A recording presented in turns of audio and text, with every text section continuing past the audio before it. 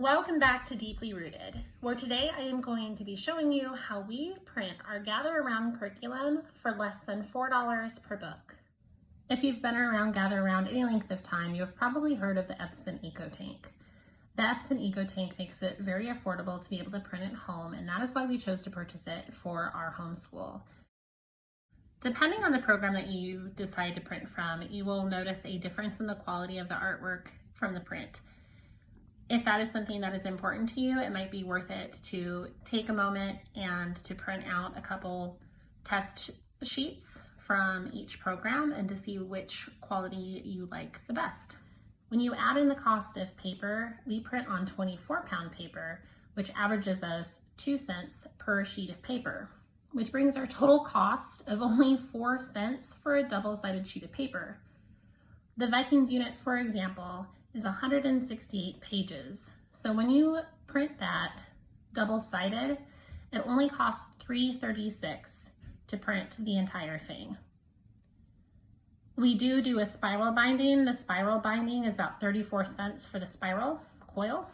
And then we do laminate the front and back, which is about 30 cents for the laminate. We decided to start laminating our curriculum because I liked the fact that it gave our books some extra stiffness.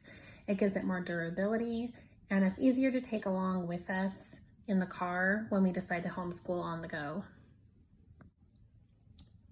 When trying to decide if a coil binding machine was worth it, what I ended up looking at was the cost of the machine, which was $220. And then I took the amount of years that we had left to homeschool, I divided that in, and then I thought of, okay, well, how many units are we going to do per month? Divide it by that. How many books am I going to print out per unit? And divided it by that. And I found that after the course of 10 years that it only raises the cost per book by about 40 cents. And I have more than 10 years of schooling left to do. The plastic coils can be purchased on Amazon or through a binding company. I prefer to use the 18 millimeter to bind the teacher's guides and the 11.1 millimeter or 7/16 millimeter to bind the student workbooks. I also prefer the smaller ones for binding the preschool and kindergarten Gather Around curriculum. The coil binding machine we purchased does plug in to put on the coils. However, I prefer to do it manually, mainly because I usually end up binding our curriculum on our bedroom floor. So I just find it to be more convenient for me.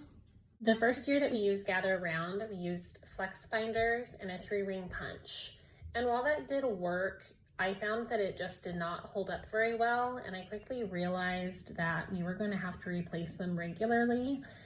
And when I added up the cost of having to purchase them when they're not on sale, we were looking at costs of between $60 if they were on sale, upwards of $100 to be able to replace them, and I was going to have to replace them regularly. So I'm curious, how much are you currently paying to print your curriculum for the ink and the paper? Comment below and let me know. I am really curious to see the different things that people may choose to do to print their curriculum. The binding machine came with this tool. It has a red dot so you know which one needs to face upwards, and you simply clip and twist to finish off the ends. If you have any questions, please let me know. Thank you for watching, and I hope you have a great day.